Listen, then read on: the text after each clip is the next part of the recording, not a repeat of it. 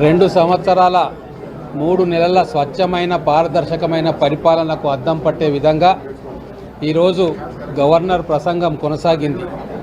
Governor గారి నోటి వెంట వచ్చిన ప్రతి మాట అక్షర సత్యం.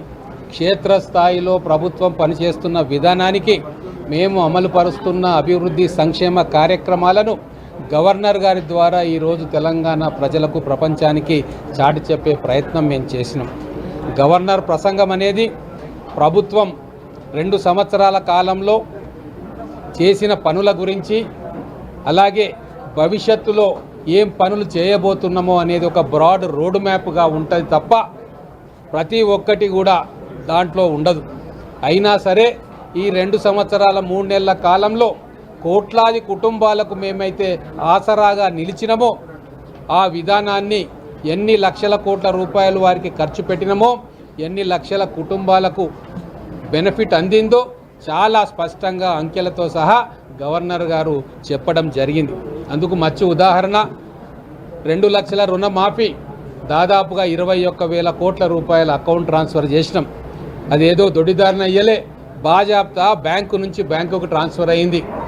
25 లక్షల రైతు కుటుంబాలకు అందిన లెక్క ప్రతిపక్ష సభ్యులకు తెలియకపోవడం అంటే వాళ్ళు కళ్ళు మూసుకొని ఉన్నారు.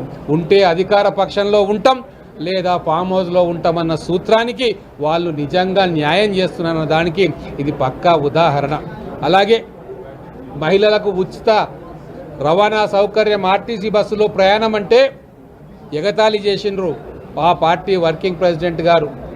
అది చాలా అసభ్యకరమైన రీతిలో మహిళలను అవమానపరిచే విధంగా మాట్లాడిన తీరు తెలంగాణ ప్రజలకు తెలుసు.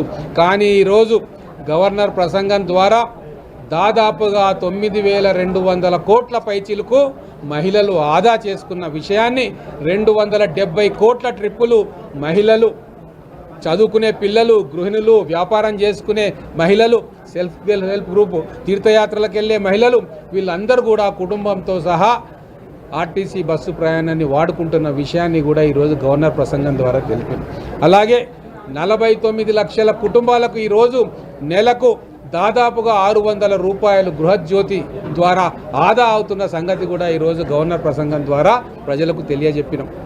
5,75,000 కోట్ల రూపాయల పెట్టుబడిని ఈరోజు తెలంగాణ రాష్ట్రానికి వస్తుంది. ఇన్వెస్టర్సు, ప్రపంచ ప్రసిద్ధి చెందిన కంపెనీలు, గ్లోబల్ క్యాపబిలిటీ సెంటర్స్ ఈరోజు 20% దేశంలో మన తెలంగాణలో ఉన్నది అంటే ఈ ప్రభుత్వ దార్శనికతకు, భవిష్యత్తు కోసం వేస్తున్న మార్గాలకు అవి సంకేతం కాదా అని చెప్పి నేను గౌరవ ప్రతిపక్ష సభ్యులను అడుగుతా ఉన్నా. అలాగే ముఖ్యమైన విషయం, ఈరోజు గవర్నర్ గారు వచ్చిండ్రు. కొత్త గవర్నర్ గారు పదవీ బాధ్యతలు స్వీకరించిన తర్వాత మొట్టమొదటిసారిగా అసెంబ్లీలో ఎమ్మెల్యేలను కలుసుకునే అవకాశం వచ్చింది. రాష్ట్ర విధి విధానాల గురించి చెప్పే అవకాశం వారు తీసుకున్నారు. మరి ఇటువంటి సందర్భంలో ప్రధాన ప్రతిపక్ష నాయకుడు, లీడర్ ఆఫ్ అపోజిషన్ గౌరవ కేసీఆర్ గారు రావాల్సిన బాధ్యత ఆయనకు లేదా అని చెప్పి నేను అడుగుతా ఉన్నా. ఖచ్చితంగా ప్రజాస్వామ్యాన్ని అపహాస్యం చేసే విధంగా, ప్రజలను అవమానపరిచే విధంగా పార్లమెంటరీ వ్యవస్థను, అసెంబ్లీని, గవర్నర్ని, మంత్రివర్గ సభ్యులను, మొత్తం శాసనసభ వ్యవస్థనే అవమానపరిచే విధంగా లీడర్ ఆఫ్ అపోజిషన్ మళ్ళీ ఒకసారి కనీసం కొత్త గవర్నర్ వచ్చిన వారితో కలుద్దామన్న ఇంగితం కూడా లేకుండా ఫామ్ హౌస్లో పడుకున్న పార్టీని ఈరోజు ఎన్ని చెప్పినా ఏం లాభం? మళ్ళీ అటెండెన్స్ కోసం మళ్ళీ రేపు బడ్జెట్ ప్రవేశపెడితే టక్కున ఎంట్రీ కొడతాడు, 5 నిమిషాలు కూర్చుంటాడు, మళ్ళీ వెళ్ళిపోతాడు.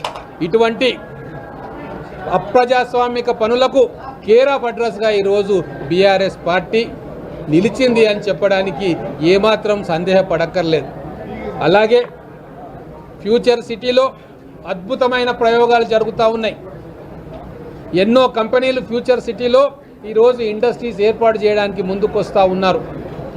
ప్రపంచవ్యాప్తంగా తెలంగాణ అంటే ఒక ఇన్వెస్ట్మెంట్ ప్యారడైజ్ అన్న విధంగా మన గౌరవ ముఖ్యమంత్రి గారు వరల్డ్ ఎకనామిక్ ఫోరంలో పోయినా, మిగతా దగ్గర పోయినా, ఇక్కడ బయో ఏషియా సమ్మిట్ చేసిన, గ్లోబల్ ఏఐ సమ్మిట్ చేసిన, హైదరాబాద్ ముఖ చిత్రాన్ని, తెలంగాణ ముఖ చిత్రాన్ని మార్చే విధంగా విజన్ 2047 అని చెప్పి ఒక డాక్యుమెంట్ను తయారు చేసి భారత ప్రభుత్వం చూపిస్తున్న బాటలో ఈరోజు తెలంగాణ అగ్రగామిగా నడుస్తున్న విషయం మేమనట్లేదు.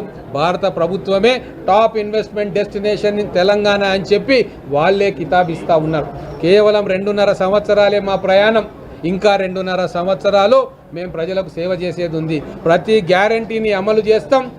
ఆర్థిక వ్యవస్థను విధ్వంసం చేసి ఎన్నో చిక్కుముళ్లను మాకు వదిలేసిపోయినా ఓపికగా ఒక్కొక్కటి విప్పుకుంటూ తెలంగాణ ప్రజలకు మేలు చేసే విధంగా మా ప్రభుత్వం పనిచేస్తుంది. మా ప్రభుత్వ పనితీరుకు అద్దం పట్టే విధంగా ఈరోజు గవర్నర్ ప్రసంగం ఉంది. వారి నోట వెంట వచ్చిన ప్రతి అక్షరము అక్షర సత్యం అని చెప్పి తెలంగాణ ప్రజలు గమనించాలని చెప్పి కోరుకుంటా ఉన్నాం.